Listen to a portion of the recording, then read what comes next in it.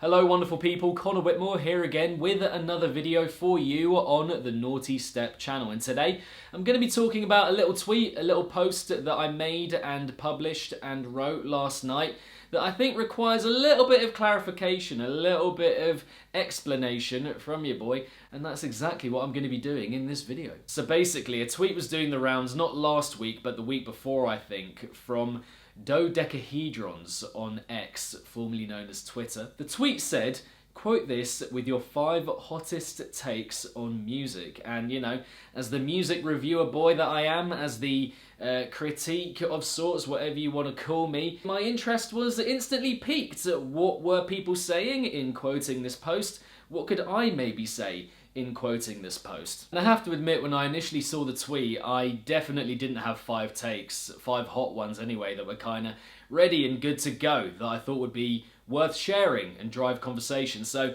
I put one down and then I just kind of left it in the drafts and thought, you know what, if another few come to mind in the next week or so, I'll just add them in bits here and there. And before we go any further, get any deeper here in this video, I do want to say, this is all about music discussion for me. That's what this channel is about. That's just, you know, the thing that I love most. And I've really enjoyed having all of this conversation and back and forth with all of you guys online. There's genuinely no rage baiting from me with these takes. I can assure you of that. These are all thoughts that I believe. That's why I posted them. And yeah, like I said, it's all about music discussion for me. And that is what has been had through what I said. And seeing all of that back and forth, the exchanges, the opinions, everything, that's what I love. I genuinely enjoy it a lot. It's kind of scary how quickly people go from bemoaning cold takes and saying, you know, what's the point in saying that, it's not hot enough. Then when the takes do get hot, because people have been crying out for them to be a bit more hot, people just go straight to calling it rage bait. Like, is it one or the other? Genuinely. Which one is it? And also people just getting a little bit horrible and a little bit personal off the back of that. Like, really? We're just talking about music here. And this isn't a horrible take or anything, but just something that I had to kind of address and clear up before we get into the meat of the video. There are people who are saying that I operate in some kind of EDM bro step bubble or whatever you want to call it, just kind of narrowed to mainstream electronic music and bro step, modern kinds of dubstep, whatever.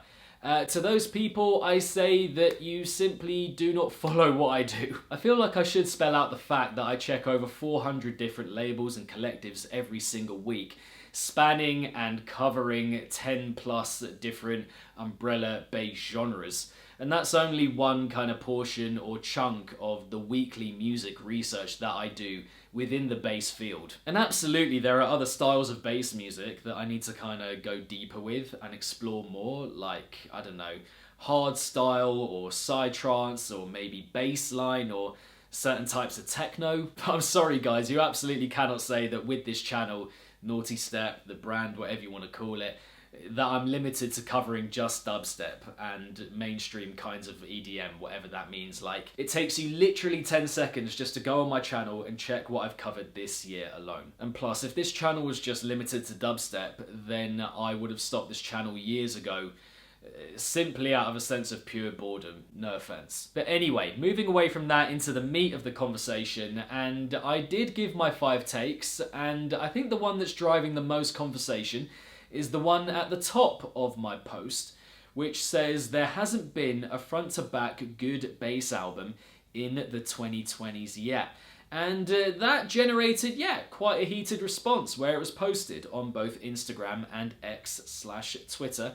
And that heated response is, I think, fair. It's a pretty simple sentence that is saying quite a lot, and which needs a bit of explanation, like I said at the beginning of the video, a bit of clarification. A little bit of digging into the nuance of what was said, shall we say. And before I go into anything else here, I think it's probably best that I try and explain my terms, my metrics that I've used in the post that I wrote. You know, what do I mean by good? What do I mean by front to back? And I think with what I said, if I can kind of put it as simply as possible, is that I don't think there's been a bass album in the 2020s yet.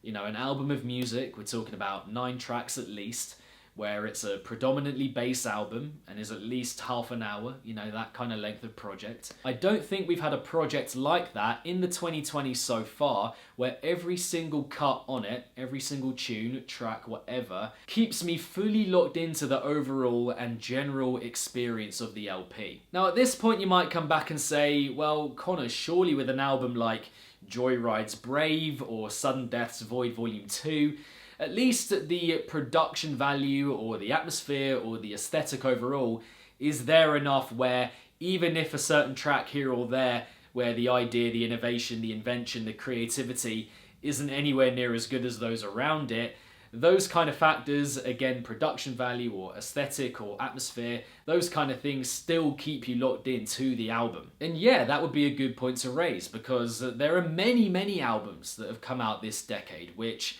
have, you know, for example, again, the production being really good from start to finish, or the aesthetic being very consistent, or the atmosphere being built really well over the course of the LP. Maybe the sound usage is very consistent as well. For many people, which, yeah, would also be completely fair, that is what would make a quote-unquote front-to-back good album. But me personally, I'm talking more about ideas, concepts, drops. And again, to go back to my original point, and as an extension of what I've just said, I don't think there is an album for me personally yet this decade where every track on the LP hits. That's literally all I'm saying. Front to back good in the sense that every track on a given album has good concepts, ideas, drops. An album that is without a point where each time you're running through it, you feel like you have to skip here or there, you know, near the beginning, in the middle, towards the end. You know, I want to get fully lost in something from start to finish and not have to think about what I'm going to skip, is kind of what I'm saying. A completely no-skip bass album that has come out in the 2020s so far. Are you really sure about that? In the vein of a Welcome Reality by Nero, or for some it might be an Outer Edges by Noisia, or maybe it might be Immersion by Pendulum, it might be No More Idols by Chase and Status. I mean, whatever it is, like, I don't think we have yet got that level in this decade so far. That is what I'm saying. That again is just my personal take, and you know, when you think about those examples that I just mentioned, those albums, which again, I don't believe they're all front to back good, but many people do within the scene. When you think about those examples in light of what I've just said, the point I'm trying to make here, I think that what I initially said in my tweet, in my post, what I wrote, it doesn't actually seem like that hot of a take at all. Like I said at the beginning of the video, I've absolutely loved everyone giving their examples, and even more so when there's a bit of an explanation as to why they love it so much and think it is front to back good. But I have to say, there hasn't been one yet where I've been like, oh yeah, shit, I forgot that one. Oh, that one had slipped my mind. Like, I haven't had that experience with anything anyone has said across either platform that I posted this take on. Again, I'm absolutely not saying there haven't been great albums. There definitely have. I've been raving about them for 5 years. I make a top albums list every single year.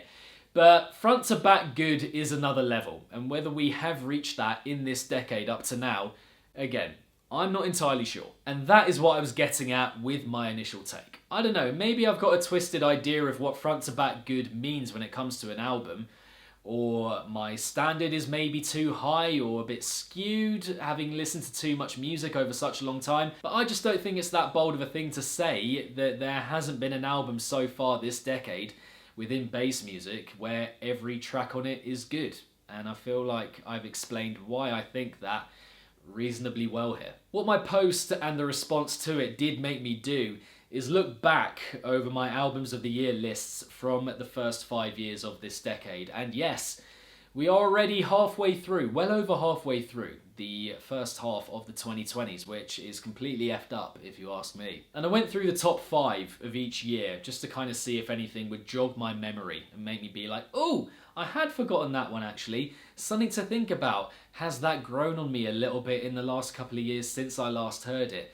Things like that. But yeah, for 2020, the year that COVID started, lest we forget, at number 5 we had Coven. At number 4 we had Joyride. At number 3, Metric. At number 2, Subfocus and Wilkinson. And at number 1, Bauer. So from these, I think the Joyride, no, I've always kind of had that feeling that, yeah, there are quite a few tracks in that one that, you know, take me out of the experience a bit and kind of dip the energy of the album overall. Metric is one that I do want to go back to be fair. I do want to go back to that one in full. Just see how it feels a few years on. You know, that one potentially maybe. I'm not like completely swayed right now. But one that I am a bit swayed by is the Sub Focus and Wilkinson, which has got a lot of hit material on it. And I think I could maybe be swayed towards that. I put Bauer in number 1 here, and I've gone back to that recently, and you know, there's a little part of me that feels like I didn't really know what I was doing there, because that is more of a pop album maybe than a bass album. Like, there's a strong bass element there, but there's a lot of pop influence as well. So putting that at number 1 might have been a little bit interesting from your boy. Out of those, I think maybe the Sub Focus and Wilkinson that I'm like, yeah, I should maybe revisit that. Moving on to 2021, we have Edit at number 5, EDIT. Then at number 4, we have Temanite. Then at number 3, we had Aleph. Sorry, I had. It's not our, you know, collective thing. This is all my doing. At number 2, we had Mr. Bill with Phantasmagoria. And then at number 1, Must Die. Now, yeah, I don't know, the Temanite one, for me, that kind of, you know, a few people did mention that in the replies, but for me, first half a lot stronger than the second half. Like, the first half is fucking insane, really, really good. But the second half, again, does dip it a little bit.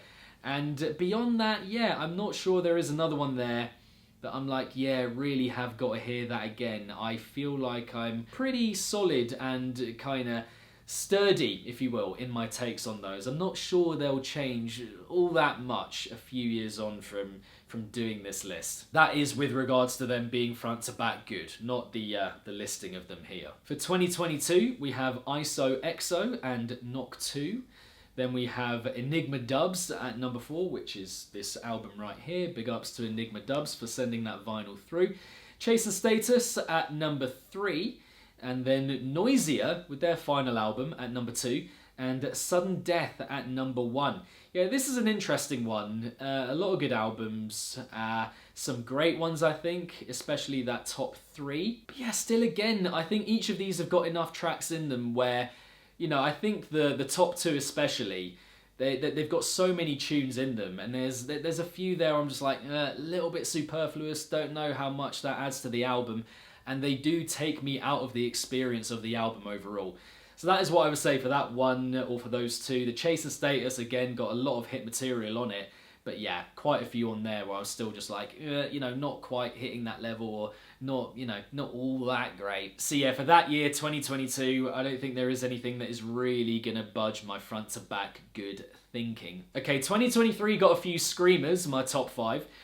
Jules at number 5, Sub Focus with a solo album this time at number 4, mentioned again. Night Punk at number 3 with Human, Skrillex with Quest for Fire at number 2, and Vorso at number 1. The Vorso, just an incredible soundscape kind of album, like the most insane design I think that you're going to hear over the course of an album, maybe apart from Cohen's Sound in this decade so far.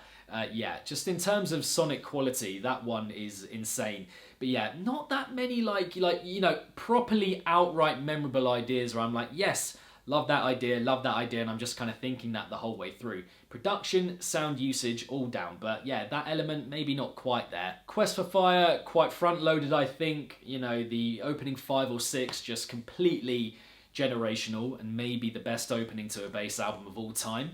Mainstream bass music at least.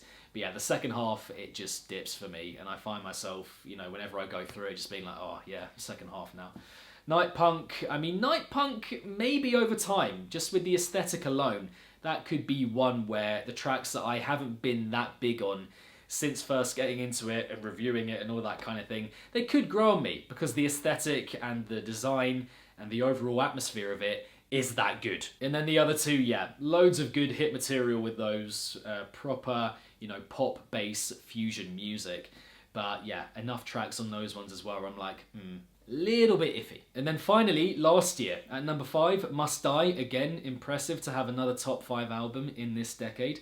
Diatic at number 4. Eliminate at number 3. Sizzy, of course, at number 2. And then Virtual Riot at number 1 with Stealing Fire. And these I think are quite fresh, and so what I mean by that is that who knows, maybe these ones are the ones that over time I could have more of a front to back good impression of, and that kind of opinion could change with these, but for now, yeah, I like these all a lot. I do like these all a lot, but front to back good, again, I don't know. And following that, thought it'd be good to go over my other takes in my post. So the second one, truly top DJ sets are hard to come by.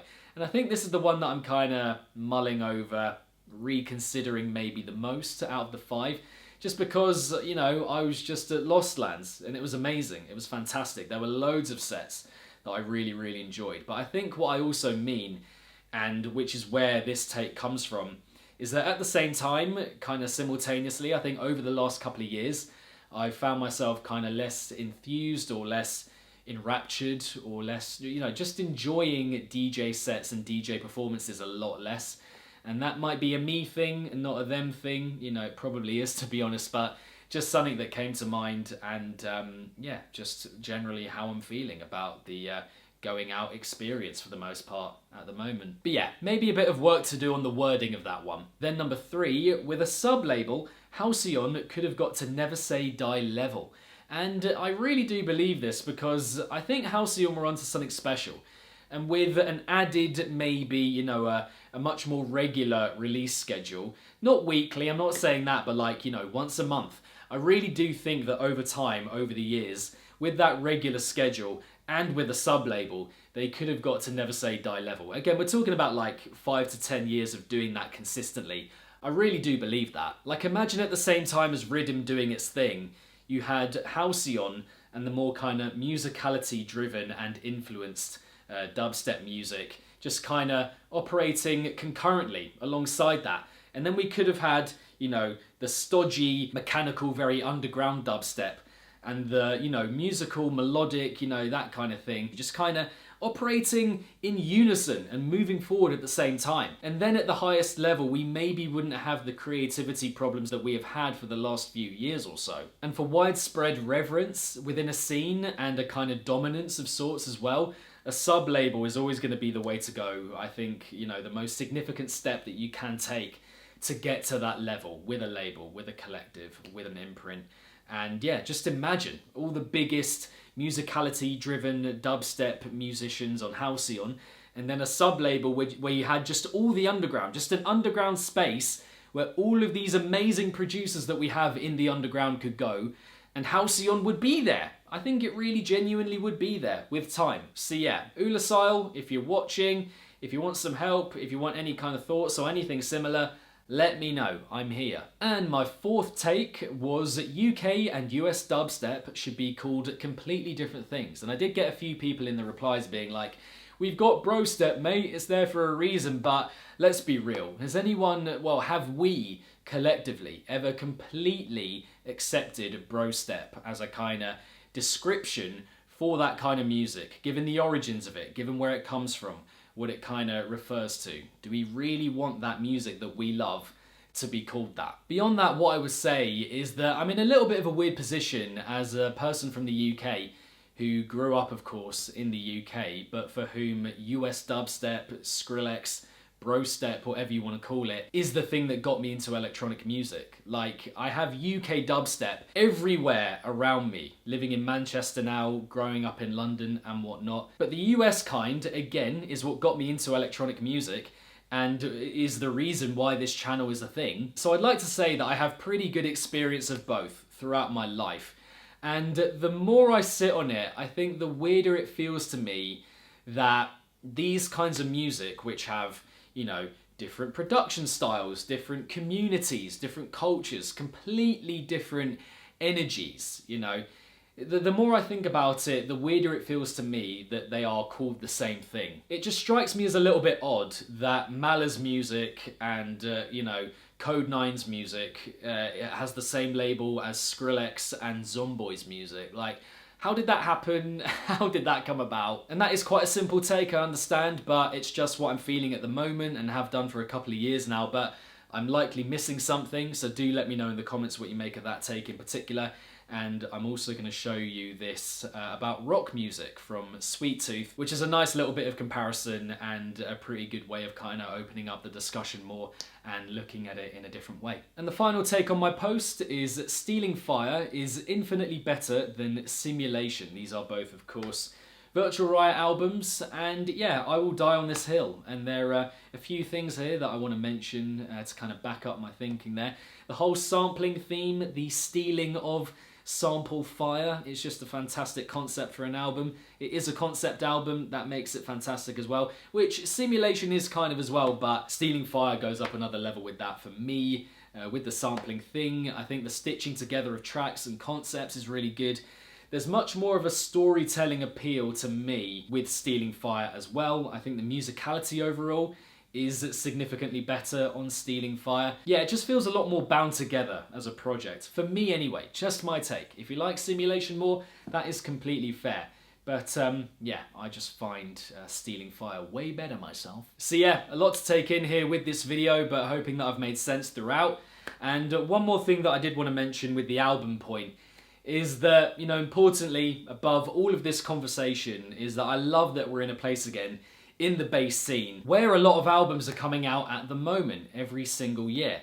I mean, do you remember that pre-COVID time where everyone practically was on Twitter every single week just bemoaning the fact that we weren't getting enough albums? Now, and for the last few years, you know, pretty much since the height of COVID, we've got loads of them. We've been getting them in abundance, and that is probably, above all the discussion we've had in this video, online, whatever, that is probably the most important part of all of this, and something that we should all be immensely grateful for. But a front-to-back good, no-skip album from the bass scene in the 2020s so far, I don't know. Let me know what you think in the comments section down below. I am actually hoping to do a top bass albums of the 2020s so far video at some point early next year, which I wanted to do this year because that would have been 5 years in, but I couldn't because I was too busy doing, guess what, catching up on music. Woo! So yeah, once I've done all of that, hopefully by the end of this year, then that video will be able to go into motion a little bit more. But yeah,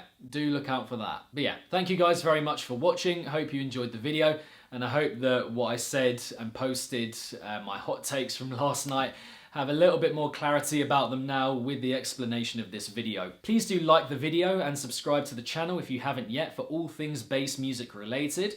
There will be a fair amount of change happening on this channel soon, so you're going to want to be tapped in and locked in for that by subscribing and hitting the notification bell along the way if you wouldn't mind also. They're all free of charge for you guys and they help me out a lot, so I really would appreciate it. And finally, if you value what I do, if you enjoy what I do, and you want to see me keep doing it and support me and get a load of extra bonus content every single month along the way for the price of a coffee, then please do consider heading over to patreon.com/Nawtystep and pledging or subscribing there. Really helps out the channel, it's keeping the channel going, and again, I would massively appreciate it. But beyond that, thank you very much again for watching. Hope you enjoyed the video, and I shall see you in the next one, whatever that might be. Keep it naughty until then. Peace.